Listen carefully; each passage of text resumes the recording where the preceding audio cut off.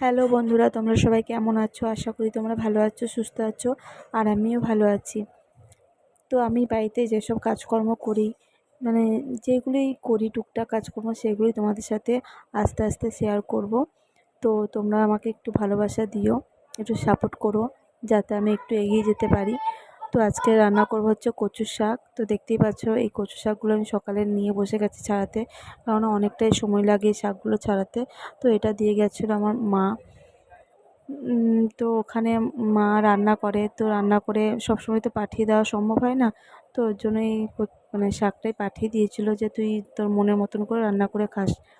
তো এটা ভেবেছিলাম আমি ছোলা দিয়ে রান্না করব, ছোলা দিয়ে খেতে, এটা অনেক কিছু দিয়ে রান্না করা যায়। তো আমি ভেবেছিলাম আজকে ছোলা দিয়েই রান্না করব। তো ছোলাটা ভিজিয়ে রেখেছিলাম। তো এই কচু শাকটা আমার বর ভীষণ ভালোবাসে খেতে, তো ওর জন্যই রান্না করি বিশেষ করে।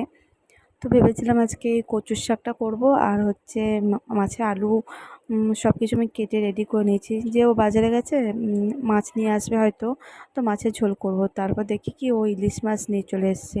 তো ভালোই হলো, কচুর শাকটা ইলিশ মাছের মাথা দিয়েই বানাবো।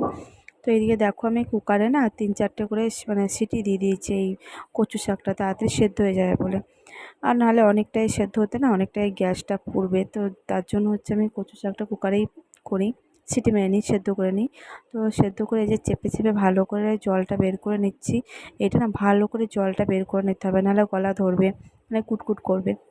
মানে এই খাটের বক্স খাটের ভেতরে এই শীতের এইসব মানে জামা কাপড়গুলো ছিল। আজকে একটু রোদ উঠেছে, তো ভেবেছিলাম যে এই খাটের ভেতরটা একটু পরিষ্কার করব।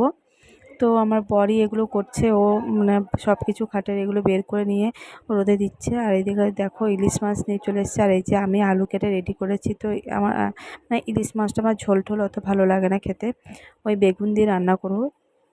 তো দেখো ও রোদে দিয়েছিল এগুলো সব, তো ওই একাই করছে এগুলো। ও আজকে আমার একটা অনেকটাই বড় কাজ করে দিয়েছে বলতে গেলে। তো আমার এই টুকিটাকি কাজগুলো না করে দেয়। আর আমার তো বাড়িতে কেউ নেই, শাশুড়ি টাশুড়ি কেউ নেই, আমার বর, আমি আর আমার মেয়ে। তো আমার বর অনেক কাজই আমার হেল্প করে দেয়। তো এদিকে দেখো আমি কচু শাকটা আমার প্রায় হয়েই গেছে।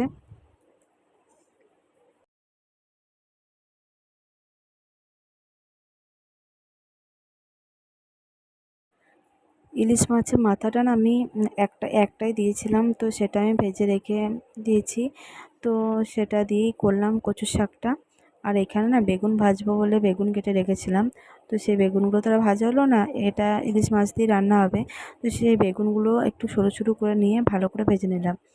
ভেজে নিয়ে বেগুন এখানে হচ্ছে আমি সর্ষের তেল, কালো জিরে আর কাঁচা লঙ্কা এইটাই মানে মানে ফোড়নে দিয়েছি ইলিশ মাছটা করার জন্য। তারপর দেখবে আমি এই যে জল দিয়ে দিয়েছি। তো পরিমাণ মতন একটু জল দিয়ে দিয়েছি, জলটা ফুটে উঠেছে। তারপর এখানে মাছগুলো যে নুন হলুদ দিয়ে মেখে রেখেছিলাম, সেই মাছগুলি আমি জলের উপরে দিয়ে দিয়েছি। আমি কিন্তু এরকমভাবেই করি, ইলিশ মাছ অনেকভাবেই করা যায়, যার যেমন ভালো লাগে সে সেরকমভাবেই করে। তো আজকে আমি এরকমভাবেই রান্না করলাম। তো এই যে এখন জলটা টকবক করে ফুটছে, এর মধ্যে ইলিশ মাছগুলো আমি দিয়ে এটা ঢাকা দিয়ে দেবো। ওই 5-10 মিনিট একটু ঢাকা দিয়ে রাখবো। তারপর আমি হচ্ছে এখানে কালো সর্ষে আর সাদা সর্ষে একসাথে বাটবো, শিলে বাটবো, শিলনোড়াতে সেগুলো বেটে তারপর আমি মাছে দিয়ে দেবো। আর এইদিকে দেখো আমার বর কী সুন্দর করে সব কাপড়গুলো গুছিয়ে দিয়েছে। ও না এগুলো খুব ভালো পারে গোছানো, মানে ওকে যখন আমি বলি করতে, আমি ওকে হেল্প করে দিই, সব কিছু গুছিয়ে দিই, কিন্তু আলমারি বলো অন্য কিছু ও নিজে গুছিয়ে দেয়, মানে খুব ভালোভাবে গুছিয়ে গুছিয়ে রাখতে পারে। তো এই দেখো আমার ইলিশ মাছটা সর্ষে দিয়ে দিয়ে দিয়েছি, তো রেডি হয়ে গেছে। আর এখানে হচ্ছে এই যে একটু ঘন করে মুসুরির ডাল করেছিলাম সেটা, আর এই যে ইলিশ মাছ বেগুন দিয়ে করেছিলাম সেটা, একটু চাপ মতন করেছিলাম। আর এই যে মেয়ের জন্য আলাদাভাবে মাছের মাথা ছাড়া তুলে রেখেছিলাম, ও মাছের কাঁটা থাকলে খেতে পারে না। আর এই যে ইলিশ মাছ দিয়ে কচু শাক রেডি হয়ে গেছে।